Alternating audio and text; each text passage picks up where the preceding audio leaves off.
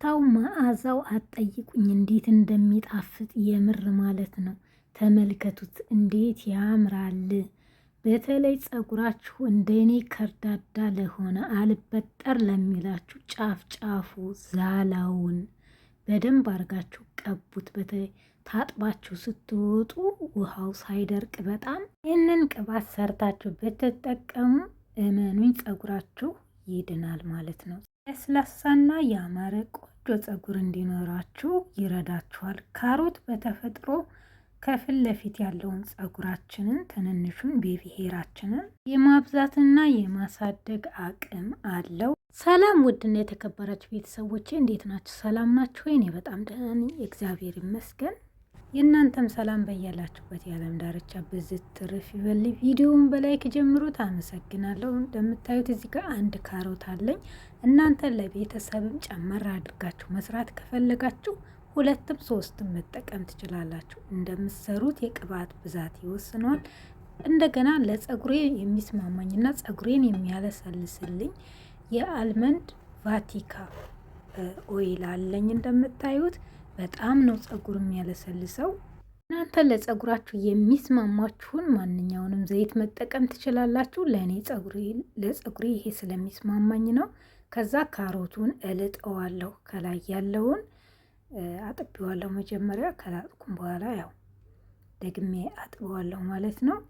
እንደዚህ አድርገን እንልጣለን።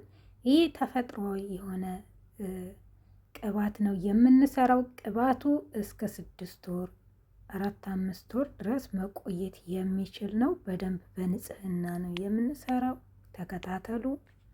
በዚህ መልክ ጨርሻለሁ። ከዛ ወርሸዋለሁ ማለት ነው። በነገራችን ላይ ለአመት የሚቆይ መስራት ከፈለጋችሁ ማድረቅ ትችላላችሁ። ካሮት በጣም አሪፍ ነው። ዘይቱን መስራት እንደዚሁም ጭቃ ቅባቱን ይሁን ጭቃ ቅባት ስፈልግ የምር ካሮት በጣም ነው የምወደው። እሱ ሲጀመር ፀጉር ያለሰልሳል ካሮት ማለት ነው። ፀጉር ያበዛል። ከፊት ለፊት ያለውን ፀጉራችንን እንዲበዛ እንደዚሁም ደግሞ እንዲያድግ ይረዳናል ማለት ነው። ከሱቅ ራሱ ስንገዛ ወይም ደግሞ ዶክተሮች ስታማክሩ የካሮት ቅባት ተጠቀሙ ይባላል። ፀጉር በጣም ነው የሚያለሰልሰው። እኔ በጣም ነው የምወደው። በፊትም በዚህ መልክ ቦርሼዋለሁ። ይሄንን ይመስላል እንደምታዩት። እንደዚህ ቦርሸን ከጨረስን በኋላ ምንድነው የምናደርገው? ያው እርጥብ ፍሬሽ ስለሆነ ውሃ አለው። ውሃው መጥፎ ሆኖ ሳይሆን ቅባታችን ለረጅም ጊዜ እንዲቆይልን ምን እናደርጋለን? ውሃዋን እናነሳታለን ማለት ነው። አያችሁ፣ በሶፍት አድርጋችሁ ውሃውን ታነሱታላችሁ። ብንጨምቀው ጥቅሙ ይሄድብናል። ስለዚህ የተወሰነውን ማዳረቅ አለ አይደለ? ጠንፈፍ እንዲል እንደዚህ ታደርጉታላችሁ ማለት ነው። አድርቃችሁን መስራት ትችላላችሁ። በነገራችን ላይ በሌላ ጊዜ አሳያችኋለሁ ከፈለጋችሁ ማለት ነው። በጣም ጠቃሚ ነው። የካሮት ቅባት እጅግ ጠቃሚ ነው። እንደዚሁም ደግሞ ለፀጉራችሁ የሚመቻችሁን የሁላችንም ፀጉር አንድ አይነት ስላልሆነ ቤት የምትጠቀሙት ቅባቶች አንድ ላይ ቀላቅላችሁ በእነሱ ጭቃ ቅባት መስራት ትችላላችሁ። የምር ማለት ነው። ከውጭ የምትገዙትና እናንተ የምትሰሩት አንድ አይደለም። ይስማማችኋል የእናንተ። ከዛም በዚህ መልክ እንደዚህ በሶፍት ውሃውን አነሳለታለሁ እንደምታዩት ማለት ነው። ምጥጥ እንዲል ከዛ ካሮቱ ብቻ እንዲቀርልኝ ማለት ነው።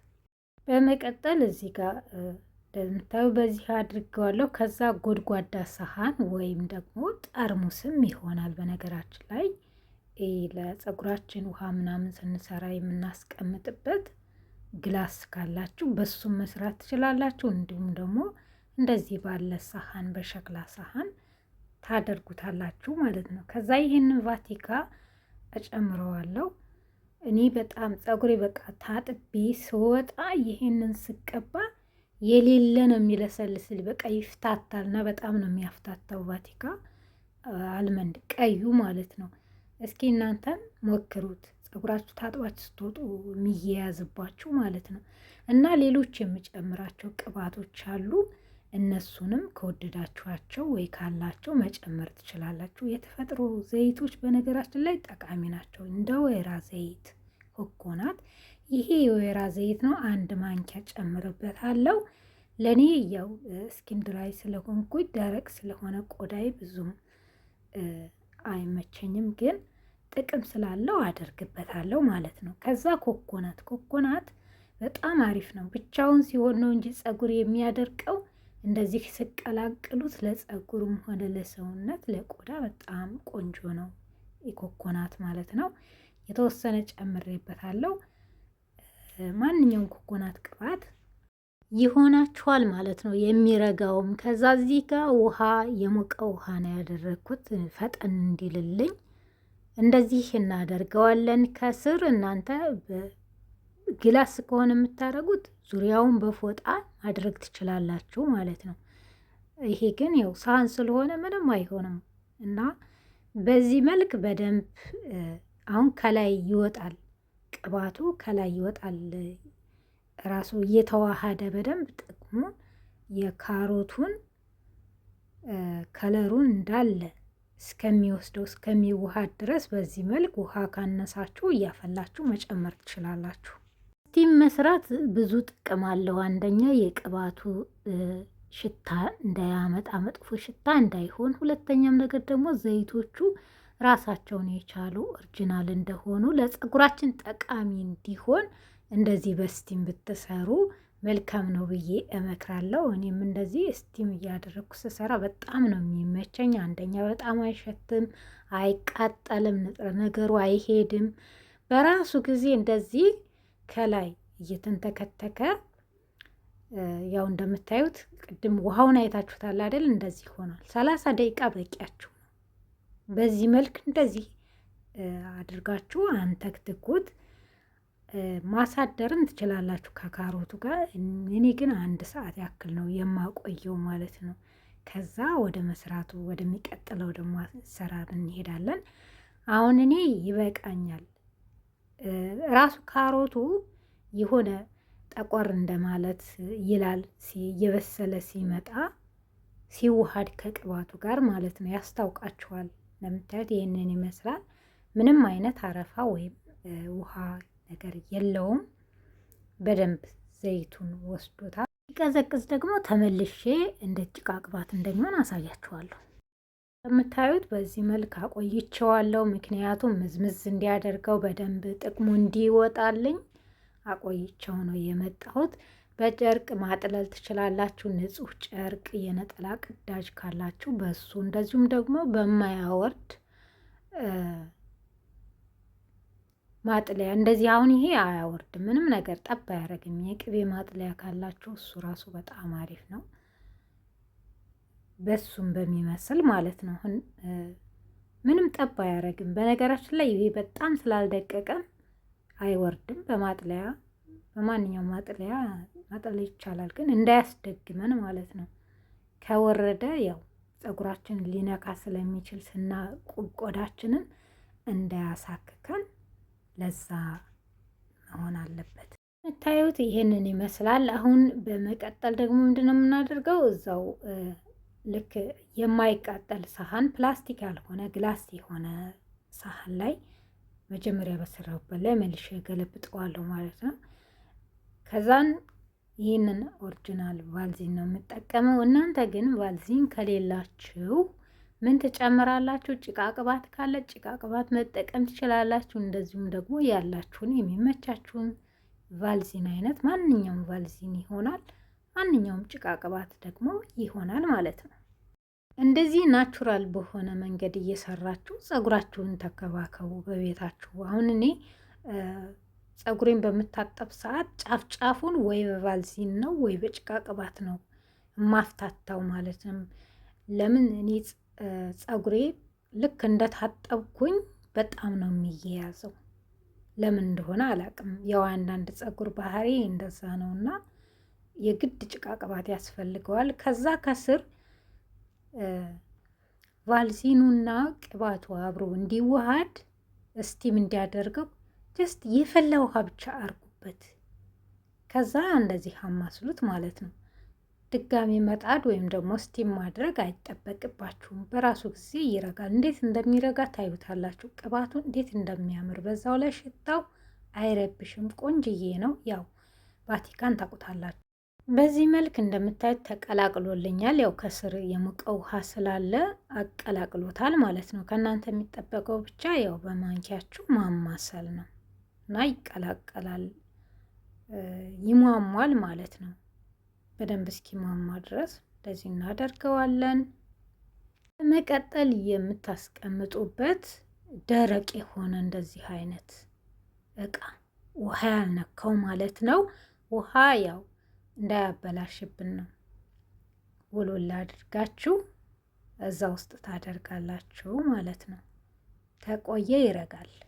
ለዛ ወዳው መገልበጥ አለብን። እንደምታዩት ይኸው ሲያምር እዚህ እናደርገዋለን። ያው አልመንዱም ደግሞ የበለጠ ከለሩን ደረጃውን ከፍ አድርጎታልና በጣም ነው የሚያምረው።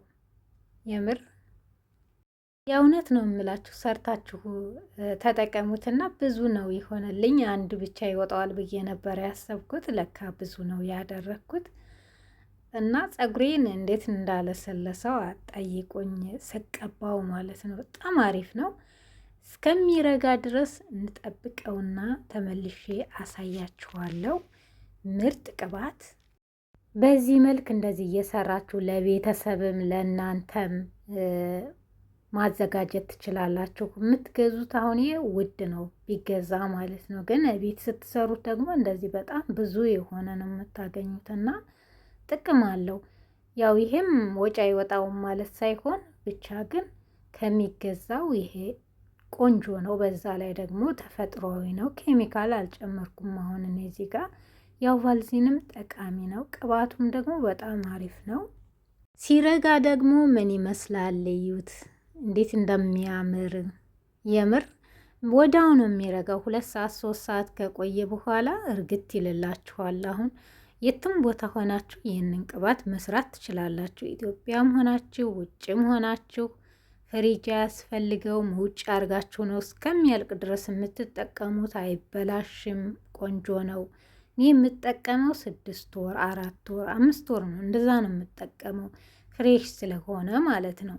እስከ አመት ድረስ ደግሞ ደረቁን አድርቃችሁ ካሮቱን ፈቅፍቃችሁ አድርቃችሁ ከሰራችሁት እስከ አመት ድረስ የመቆየት አቅም አለው ማለት ነው። ይሄ ፍሬሽ ስለሆነ 5 ወር 6 ወር ይቆያል ማለት ነው። እና በዚህ መልክ ነው የምሰራው እኔ። የምትወዱት ተስፋ አድርጋለሁ። ስቀባ ደግሞ አሳያችኋለሁ። ለቻናሌ አዲስ የሆናችሁ እንኳን ደህና መጣችሁ። ላይክ እንደዚሁም ሰብስክራይብ በማድረግ ቤተሰብ ትሆኑ ዘንድ በትህትና ጋብዛችኋለሁ። ሌሎቻችሁም ስለምታበረታቱኝ በጣም ነው የማመሰግነው። ፀጉሬ እንደምታዩት ይሄንን ይመስላል። ታጥቤዋለሁ እና ያው 1-2 ቀን ሆኖታል። ከዛ እንደዚህ ቀባዋለሁ። ለዛላው ለጫፉ በጣም ቆንጆ ነው፣ ያፍታታላችኋልና እንደዚህ እያደረጋችሁ ተቀቡ። እንደዚሁም ቫልዚን ብቻ ከመቀባት በዚህ መልክ ሰርተን ብንጠቀም ደግሞ ሽታው እንዴት እንደሚጣፍጥ መዓዛው የምር ፀጉራችሁ ዘለላው ያማረ ቆንጆ ለስላሳና አሪፍ ብዛት ያለው ይሆንላችኋል። ምክንያቱም ከስር ያለው ፀጉራችንን እንደዚህ ዛላውን ስንንከባከበው ብዙ አይነቃቀልብንም፣ ብዙ አይያዝም። ቀባን በኋላ ያው በደንብ አድርገን መስራት ይኖርብናል። ፀጉራችን እንዳይያዝ እንዳይነቃቀል ለብዙ ነገር ይጠቅመናል። ይሄ ቅባት ሰርታችሁ ሞክሩት። በሌላ በአዲስ ቪዲዮ እስከምንገናኝ ሁላችሁንም ስለተከታተላችሁ በጣም ነው የማመሰግነው። ወዳችኋለሁ። ቻው ባይ